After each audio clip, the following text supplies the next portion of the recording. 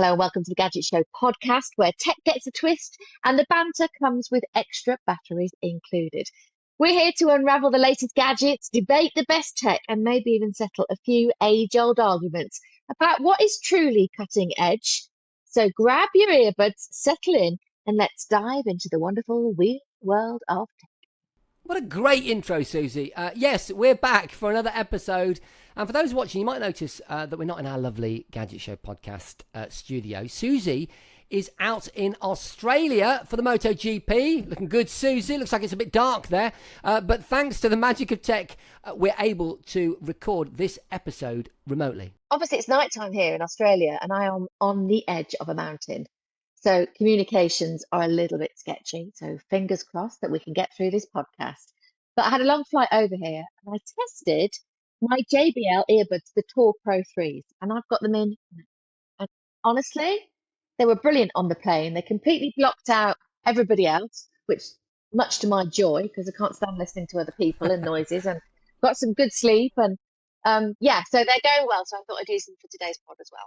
Superb. So, and just to be clear, for those of you not watching, because I know lots of you listen to the podcast, Susie's actually wearing the earbuds right now. So they're being used to record her voice, and I'm guessing you're hearing my voice through the earbuds, which is great.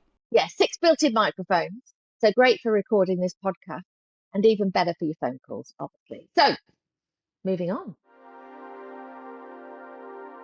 So this week, we've got a bit of a different kind of podcast for you because it's been such a bumper week for tech news. So we thought we'd try and cover it all here for you. So, including Tesla's new robo-taxis, the lowdown from Snapdragon's 2024 summit, the long-awaited colour Kindle e-reader, a new iPad mini, and a brand new console. How about that? Oh, God, it's almost like we're on some kind of exponential curve, Susie. And by popular demand, we put together a list of some of the worst gadgets for our wall of shame. And to help us decide which one truly deserves a spot on the wall, we've got a very special guest joining us. First of all, though, some comments and questions from you lovely lot. First of all, Simon Ryland, who's one of our Patreons. Do you still find yourself choosing gadgets for their continuity with other hardware stroke software rather than their overall performance? One for you, Jace. I think that's a really good question, Simon. What I think you're referring to is what we call the walled garden approach, which Apple are very, very much invested in, rather than the more open approach that, say, Android devices have. So what we mean is you buy, an iPhone, and it has functionality with a MacBook that makes the workflow between those two devices quite compelling in an attempt to keep you within that ecosystem and basically get your money. If that's what you mean, then I'm not subscribed to any one particular system. I like it when things are compatible, and I'm also utterly frustrated on an almost daily basis by the fact that I might shoot something on my iPhone, like a voice recording the other day. I did a voice recording. I wanted to use it in a video. And then I had to get some weird software from the internet to convert the Apple format of the voice note that I'd taken to be able to use it on my, Microsoft Windows-based computer. And it just annoys me. So I almost out of spite push away this notion of what you've called choosing gadgets for their continuity with other hardware. Hopefully that's what you meant, Simon, and that's my honest answer. Yeah, that makes sense. I'm probably the opposite of Jason because I cannot be bothered and I just like the ease of use. So I fall into the opposite side of that. One from Nick James on Facebook. Which is the best home projector that is good quality but doesn't break the bank? They are expensive, aren't they? Can I suggest the Samsung Freestyle, the second generation, just because of its ease of use for setting it up? So it flips 180 degrees. And you can have a 30-inch screen up to 100-inch, so you can go TV size to, floor to ceiling. 360-degree sound, and I think it's just a really lovely thing. It's slightly bigger than a chunky can, and does a great job. One from Daniel Robert Burkhout, who says, "I hope that you still got Ortis along with you." Well, Daniel, stay tuned. So shall we talk tech news, Susie? So Tesla revealed the much anticipated robo-taxi referred to as the Cybercab. And it was a presentation, interestingly, on a film set, Warner Brothers Studios. So that's interesting, Suze. The demonstrations of various people being carried around by the, rather impressive looking sort of gold Cybercab. You have to put it into context. What would it be like, on the chaotic actual streets of, LA or New York or wherever? I was interested in the look of it, in the design, if you like. So it was a two-seater bit, which was interesting. Doesn't have a steering wheel or pedals. Butterfly wing doors that open to allow you in. No rear window, but a big boot for lots of packing. So that would be good for me. But actually, what interested me as well was the fact that the share price dropped massively when this car was announced. And I find that quite interesting, Jace. The market is often an indicator of what people truly think, because obviously when you're investing hundreds of millions, you've got to be honest and truthful about what people are really feeling. I felt it looked a bit like a kind of hybrid between a Model 3 and a Cybertruck. I quite like the look of it, actually. And of course, Susie, they also showcased the Robo Van. Now, this, I think, it was the less covered of the revelations they had, and we'll get to the Optimus robot in a minute. But I thought it was possibly one of the most significant devices, because I forget the capacity of it. Was it 10 people it can carry? It was relatively big, and in terms of something looking like it was off the set of a science fiction movie, this is it. You can't even see the wheels. And the idea that, it would almost be a service vehicle, this robovan, being able to drive itself with a robot inside that gets out and changes the wheels or, reconfigures the navigation module within, one of the cybercabs. That seems like a really useful scenario. It's almost the vehicle that we need, the robovan, whereas the cybercab feels less necessary. I don't know what you think. I'm just not really a fan of, FSD, full self-driving. I like driving, so I don't really want a vehicle to drive me around without a driver in it, with a window in the back. I'm just stuck in the dark ages, I suppose, but I still have a massive question mark over it, in terms of safety, and I don't feel fully convinced that we're ready for yet. And this Cybercab is expected, well, it's first of all expected to be about $30,000. And the production slated to start 26, 27, which I feel like it's just not ready. We're not ready for it. I had this conversation when I was doing some work with Hyundai, and it seems still to be quite futuristic. But here we are with it being launched. What I want to just spend some time on, is are the robots, because, and not for the reason that you might think. I want to ask a serious question. For those people who've already seen it, then fine, you'll get what I'm talking about, the Optimus robot demonstration at the same launch. If you haven't, you must look at some clips on YouTube. And the question I want to pose is, were these robots acting 100% autonomously? And what I'm not referring to the movement, which certainly part of the movement, unquestionably, was being activated by the robot itself, because it would go to a reset position. I'm showing you on the camera if you're watching, a kind of reset, and then it would do these dance movements, which were very elegant, very sort of Japanese geisha in kind of style, very funny, lots of kind of konnichiwa style kind of waving at camera. The movement was certainly without question, a large proportion of that movement was the robot itself. I would question whether at certain points it was being manipulated wirelessly by someone in, a pair of gloves. But I don't know. I'm less bothered about that. What I'm getting at is the voice.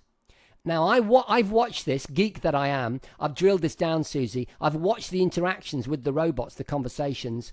And as someone that uses AI on an almost daily basis, and it responds to me a little bit like the Optimus robot does, except the Optimus robot is so much more natural and so much more human-like. I suspect, and I'm not allegedly, that I'm not sure that was Grok, Elon Musk's much vaunted AI platform? I don't know. I'd be interested to know in the comments what you think. Are you suggesting there's a Wizard of Oz? I'm raising the question, Susie, and I think that was a really good way to put it. All right, well, let us know in chat what your thoughts are. Fascinating, this one. Really interested to read your comments. And by the way, we always read your comments, don't we, Susie? We certainly do.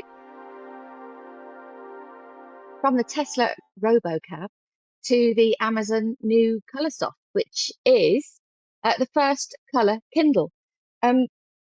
Amazon's got a whole new lineup of devices that they just launched, but we're interested in the colour Kindle. And obviously, the Kindle came out 17 years ago, Jace, which seems extraordinary. And what seems even more extraordinary is it's taken them so long to bring one out in colour. And I do wonder perhaps whether it got kind of shelved during the COVID time and now feels like the right time for them, maybe with new markets of graphic novels and comic readers and such like.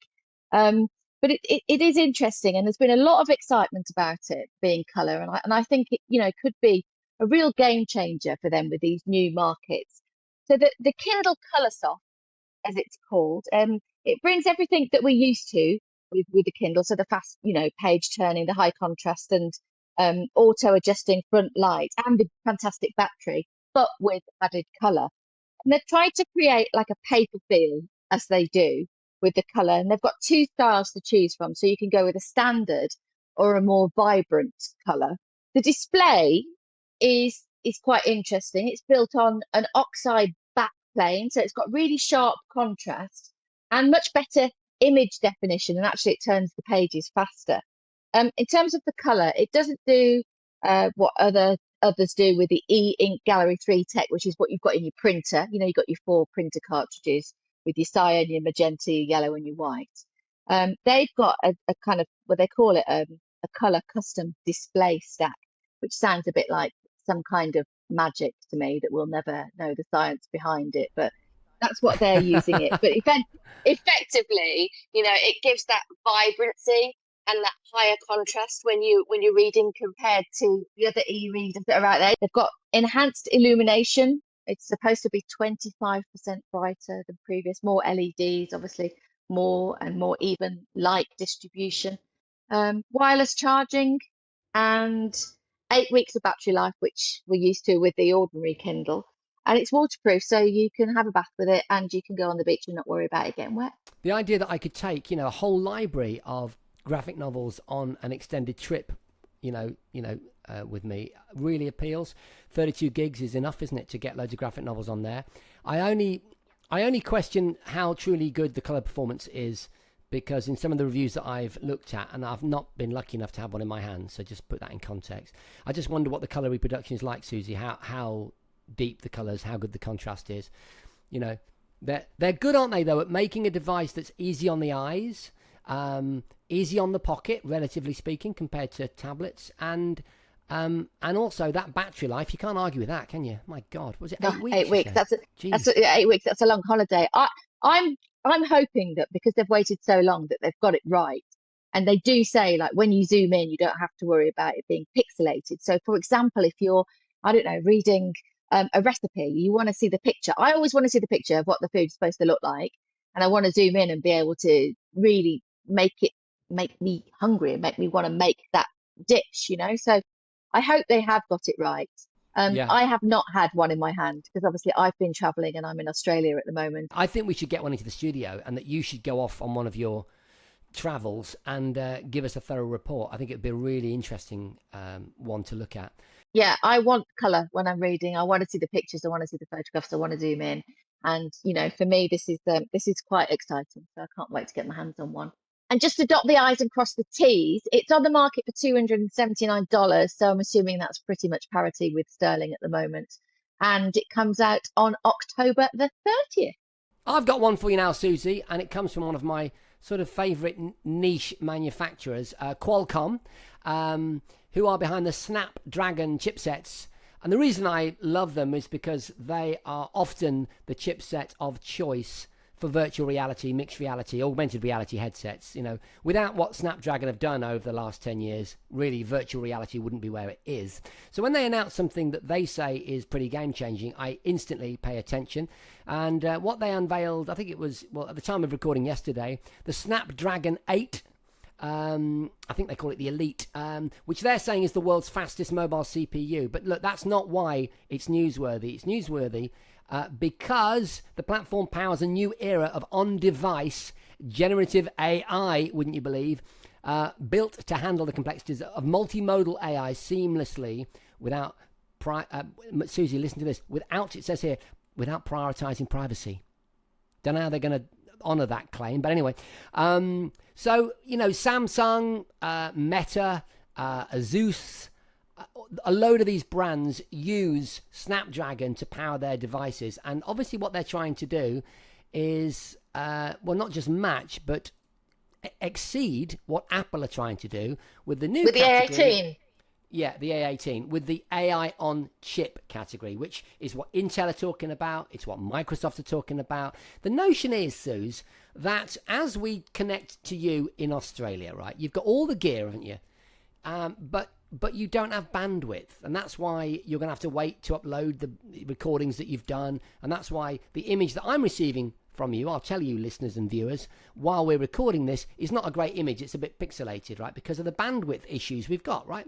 Well, that's the same with AI. Whenever you connect to a cloud-based distributed cloud service to compute all your AI questions and requests, you're vulnerable to the bandwidth limits, right? So when you put AI on chip, you're no longer vulnerable. You don't get that same massive distributed group of computers to work on your problem, but what you do get in this case is the new Snapdragon hardware, or in Apple's case, as you said, Susie, the A18. So that's the category that they're launching into, and they've made a big sort of point about the fact that it's a competitor to Apple's A18, and they really want to try and steal some of their thunder. I think it's exciting. It's a bit geeky, but it's exciting. Jace, can we just have a little chat about the iPad Mini 7 that was announced last week, which is obviously coming into line for the non-stop Apple intelligence. Interestingly, it's got the A17 Pro chip, not the A18, but will obviously increase performance there with speed, better graphics, etc. In terms of storage, 128 gig, which is double that of the last model. And it also comes in a 256 gig and a 512 gig configuration. What are your thoughts on the fact that they're quickly getting into line with AI Well, here? obviously, the iPad Mini crew have been waiting for a significant upgrade, I think, since 2021. So it's about time.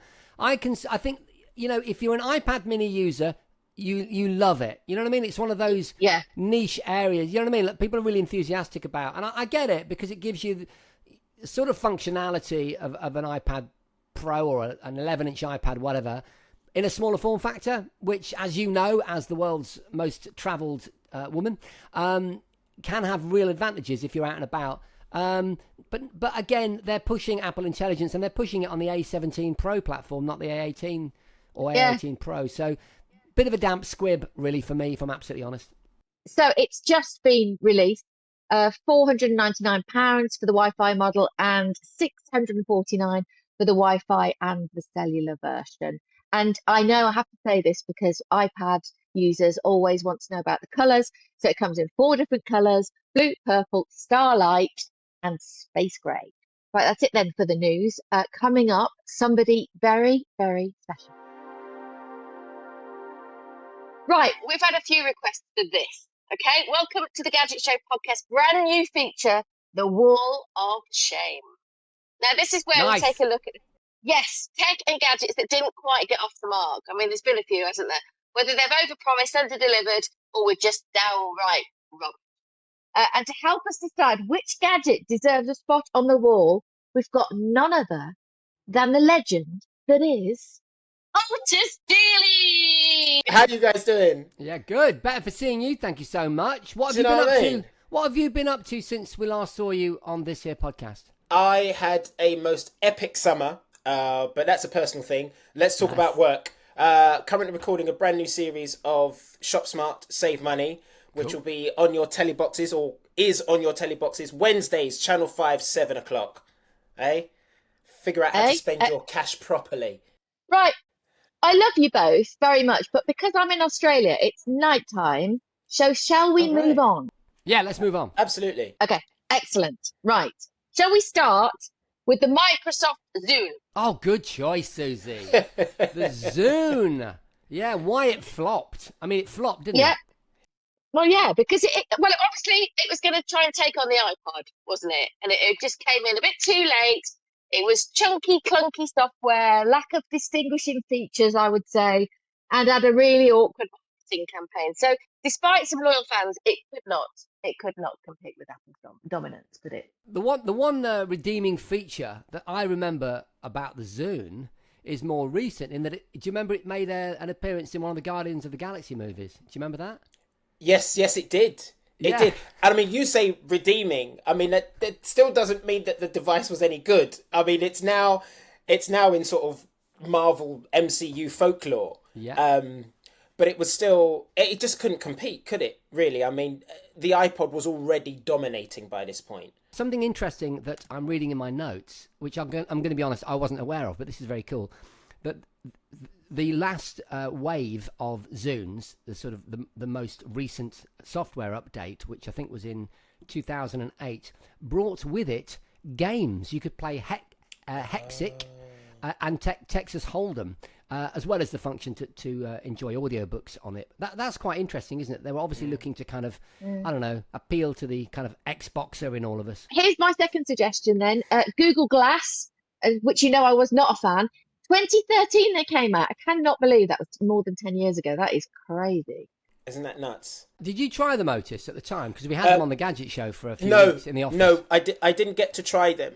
But I don't know if this should feature. I mean, yes, they tanked as a product, but I fully believe we weren't ready for them. They were ahead of their time.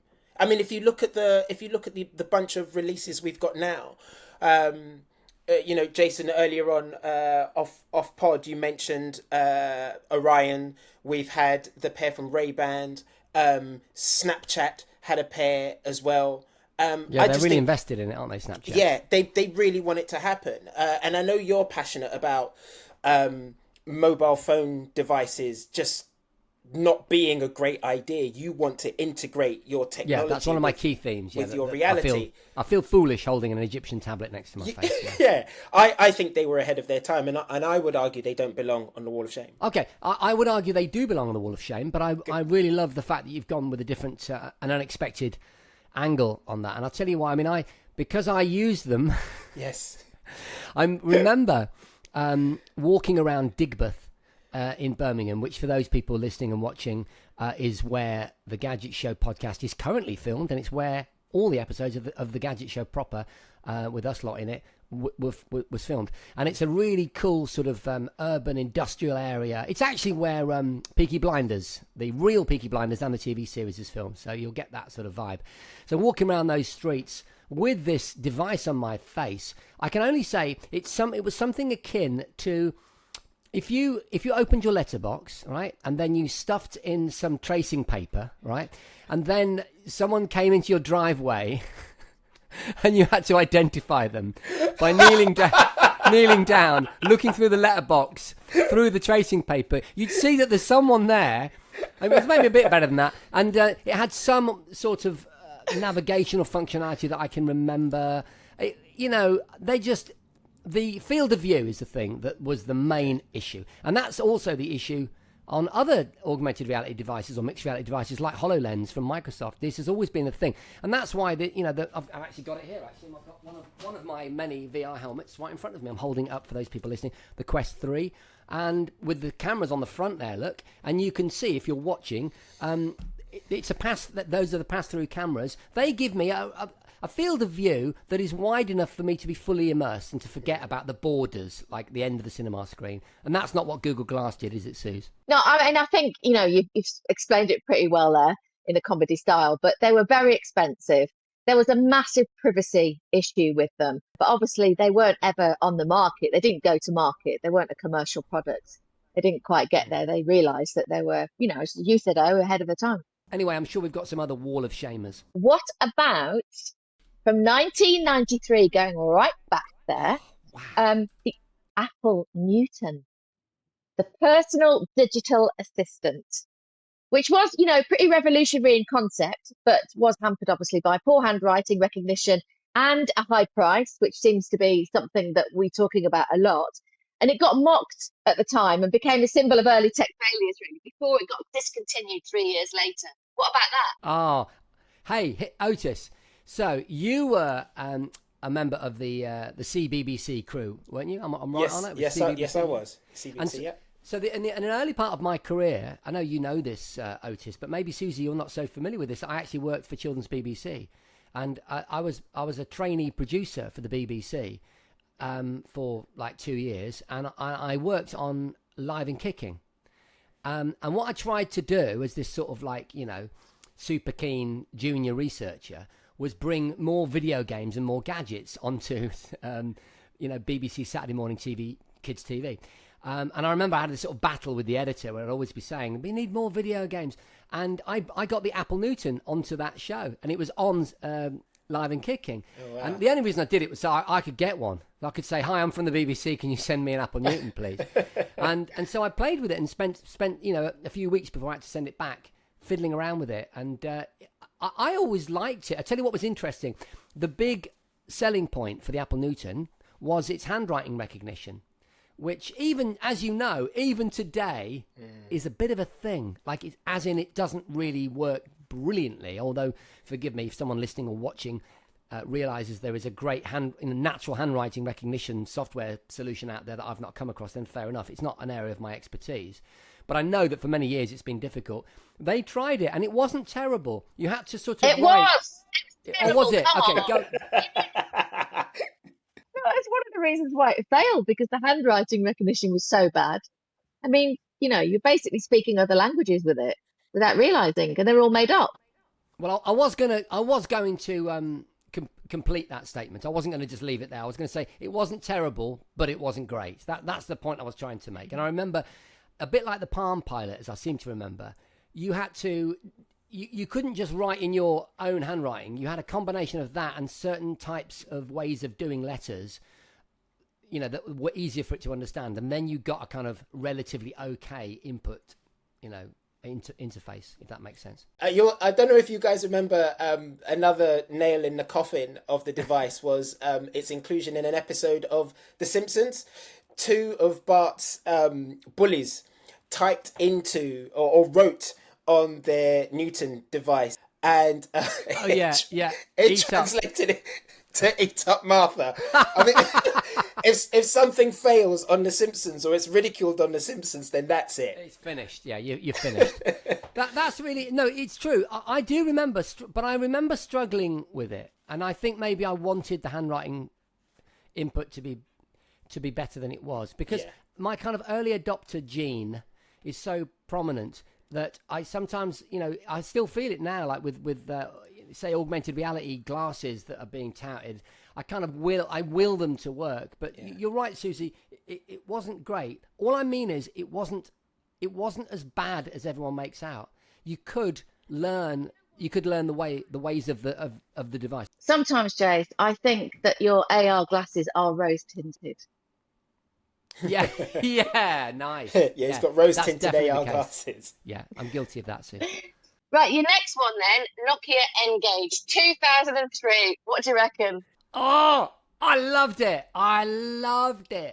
Right, what did you love about it? Because the device, there was just too much going on. How did you even decipher what you were meant to be doing?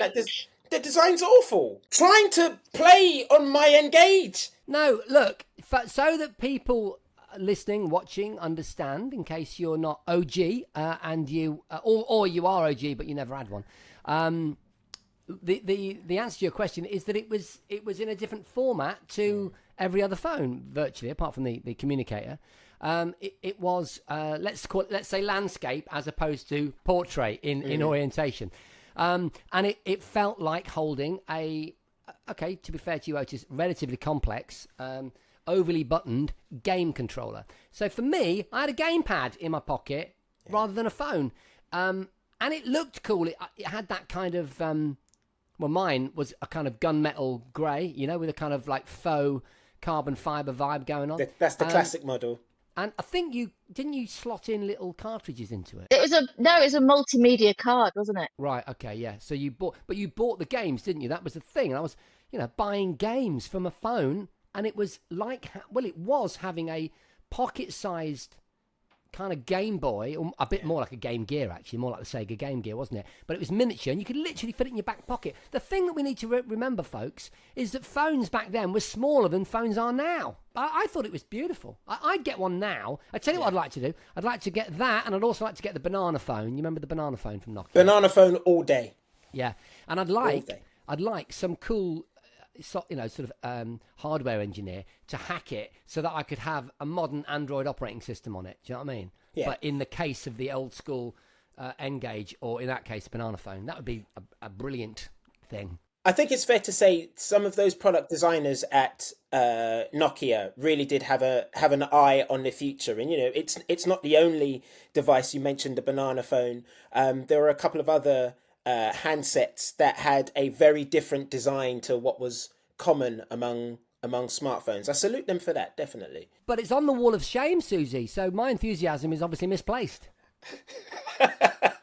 Well, it had a very poor library of games, so that's why it's on the wall of shame, really. And it had to hold it sideways, and it was a bit awkward. So there it is. And don't forget, you looked absolutely bloody ridiculous making a phone call. No, you Never did. bothered me. It was called a taco for a while. You like walking around with a taco, which I don't put past you. Yeah, fair cop.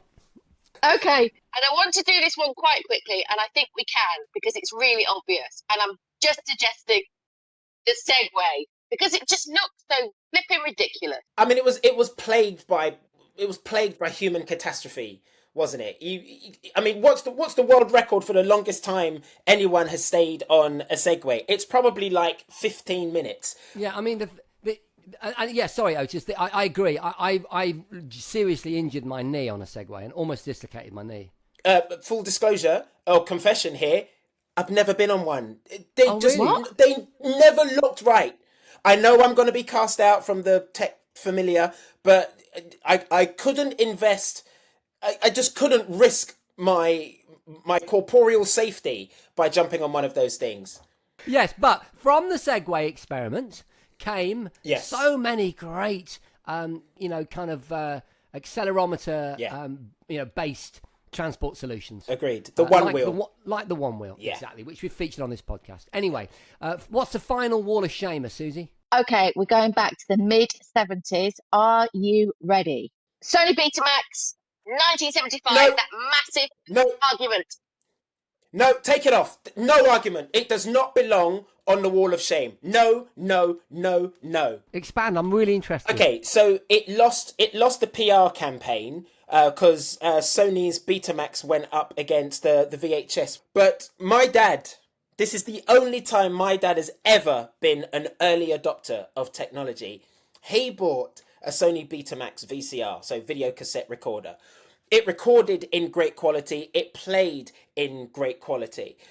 The problem with being an early adopter of the Sony Betamax was that format lost the war. VHS won. It was cheaper, more readily available, easier to produce. And so the VHS ran off with the market. That killed the Sony Betamax as a commercial entity, as a commercial device.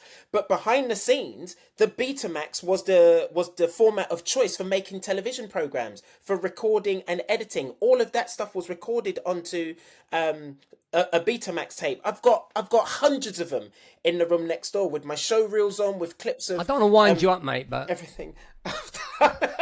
Is that on Betamax? Right. I'll take it off you now. No, sorry, mate. And this one also, on VHS, my friend. By the way, if you're listening, I just held up Ferris Bueller's Day Off and Terminator on VHS. Classic.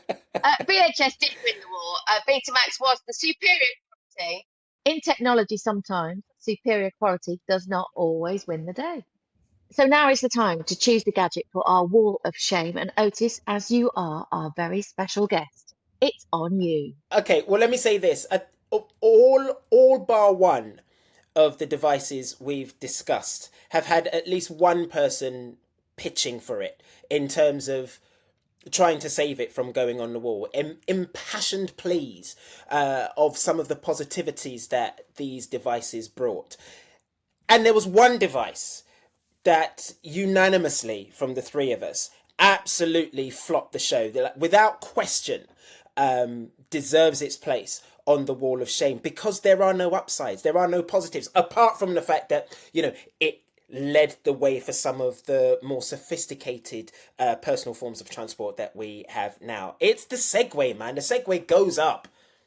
It goes up on the wall, a deserved place on the wall of shame. That's the only time I'm ever going to applaud the Segway. I think that's a fair result. Well, thank you, Otis, for putting our first gadget on the wall of shame. We could not think of anybody better. You did a fine job, my friend, and it's gorgeous to see you. Thank you very much. Absolute pleasure, as always. Just one favour, you two. The next time we do this, can we do it in a nice sort of huggable, snuggable space together? Yeah, the Gadget Show podcast studio. How about that? Rather than you down in Cornwall, you down and me under. Down under. Yeah. And me in my IKEA office. See you, mate. Good to see you. Love you guys. So, Jace, for our gadget of interest this week, I've got something to tell you about that I know that you're going to adore and also know lots about. So the Analogue 3D is an upcoming gaming console designed to play original Nintendo 64 N64 cartridges without relying on software emulation. It aims to provide 100% compatibility with N64 games from all regions, allowing users to enjoy their classic titles with modern enhancements. I'm more excited than it's healthy for a man of my age to be.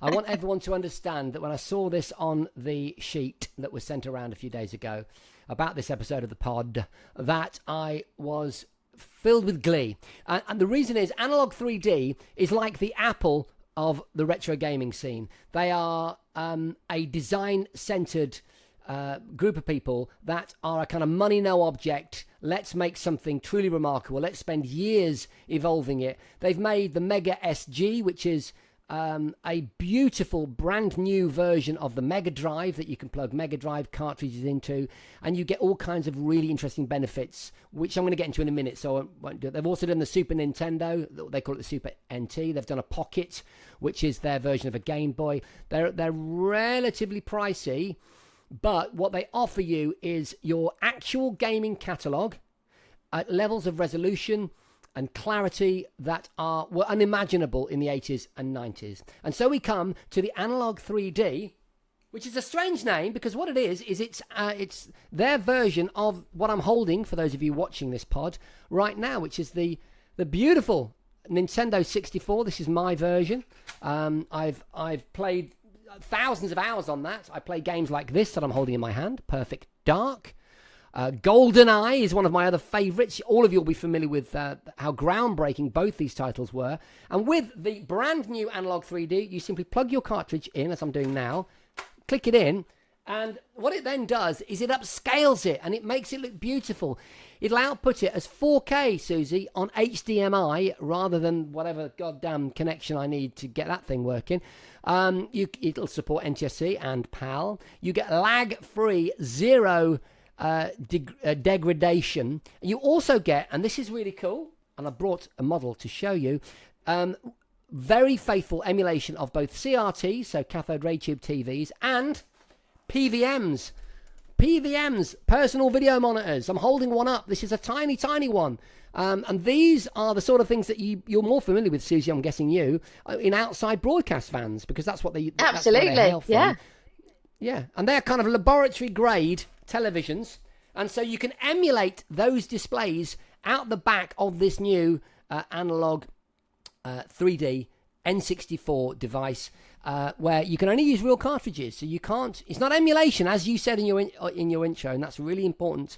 It's a really important point to make. So it's a real oddity. It's a thing of beauty, not that expensive, very very affordable for something that really is, you know, the absolute pinnacle. It's the Aston Martin of retro gaming devices? It's a lovely nostalgic nod to classic gaming, isn't it? And it comes in at a price of $249.99. It'll be released early next year, and pre-orders have already started. And that's a wrap, ladies and gentlemen, for this week's Gadget Show podcast. Big thanks to my compadre, Suzi, for joining us all the way from down under. Well done, Suze, proving that even across the globe, tech can keep us together. And a big shout out, of course, to our partners, JBL, for making this episode possible and for creating these amazing Cool Pro 3 earbuds, which I shall be wearing on my flight on the way home for the brilliant active noise cancellation. Oh, yeah, blocking out those kids sat next to you or behind you. All the kids, all the people, actually, not just kids, blocking out everybody whilst listening to my favourite podcast. Yeah, so hit the link in the description to get yourself a pair. And safe flight home, Suzi. Looking forward to seeing you soon in the Gadget Show podcast studio. Oh, yeah, thank you so much. Looking forward to being back as well. Remember, though, to subscribe, leave us a review, stay tuned for more tech talk wherever in the world we might be. And we'll catch you next time. Thank you for watching or listening. See you later, mates. G'day! The Gadget Show podcast with Jason and Suzi was presented by Jason Bradbury and Suzi Perry off the telly. It was produced by Ewan Keel and Tom Clint and is a North One production.